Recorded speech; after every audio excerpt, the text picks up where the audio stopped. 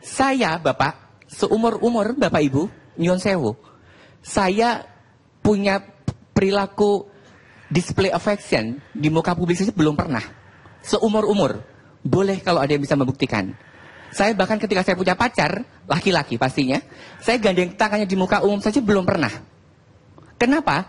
Saya punya nilai. Karena apa? Karena kalau kemudian saya melakukan, itu menjelaskan banyak image negatif yang sudah ada. Sedang saya tidak mau kemudian ditaklukkan oleh stigma.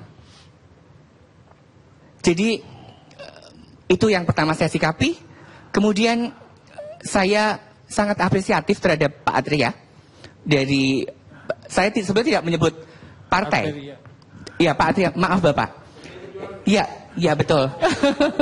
Saya tidak menyebut partai ini, tapi intinya yang ingin saya apresiasi adalah visi-visi yang sudah disampaikan bahwa memandang LGBT sebagai bagian dari kemanusiaan, dari humanity.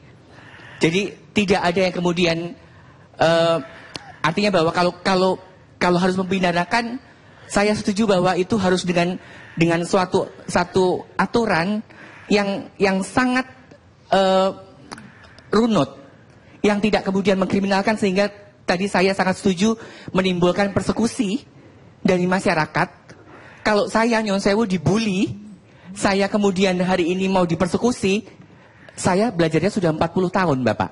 Saya 45 tahun sekarang, dan artinya saya 40 tahun itu belajar kehidupan untuk memaintain bagaimana perasaan saya menghadapi tekanan banyak orang, bulian orang. Buat saya itu sudah tidak berlaku lagi. Orang mau bilang apa tentang saya, monggo.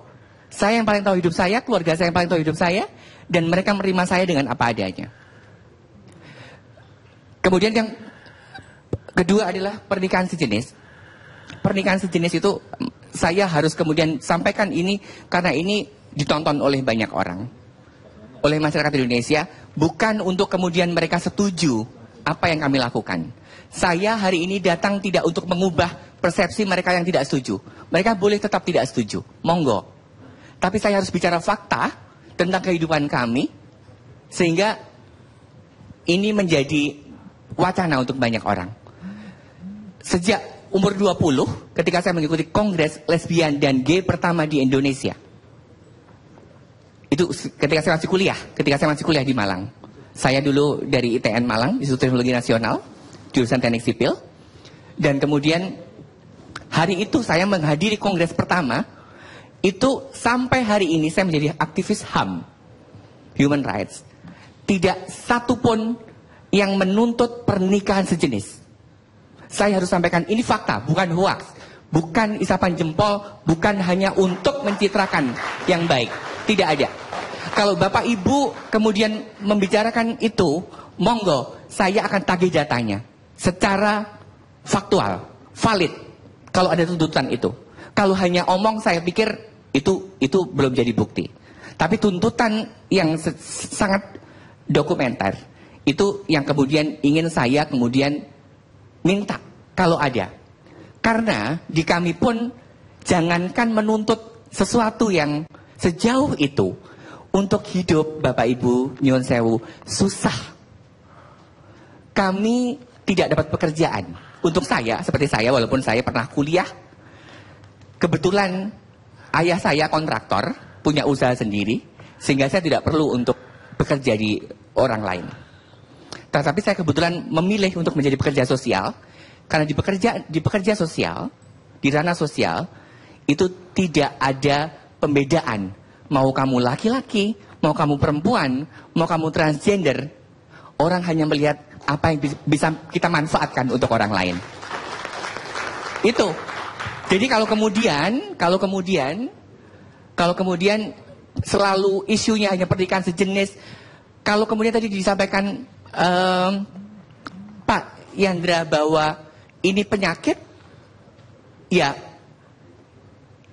penyakit selalu ada bukti-bukti sakitnya, juga melalui ada diagnosa. Kalau kemudian saya misalnya kemudian dibilang sakit, kalau saya sendiri tidak merasakan sakit, terus apa yang mau disampaikan penyakitnya? Itu. Yang kedua, yang terakhir, yang ketiga adalah dari Pak Zulkifli tadi, Pak Karni, bahwa tingkat penularan IMS sangat tinggi, sampai 6.000. Saya baru dengar ini kalau persenan ada 6.000.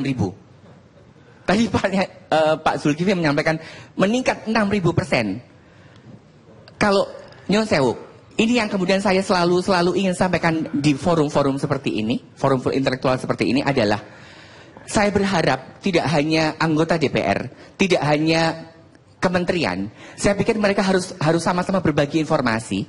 Kenapa? Karena kalau kita mau buka data di Kementerian Kesehatan, sumber dari penularan IMS ini, korban terbesarnya yang terkena adalah heteroseks, yang menyebarkan adalah heteroseks.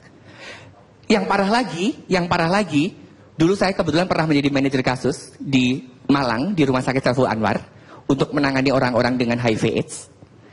Dan sampai hari ini sudah lewat, itu tahun saya mulai bertugas tahun 2005, ini 2018, berarti sudah 13 tahun. Dan tren yang masih tinggi, paling tinggi hari ini adalah ibu rumah tangga. Ibu rumah tangga mendapat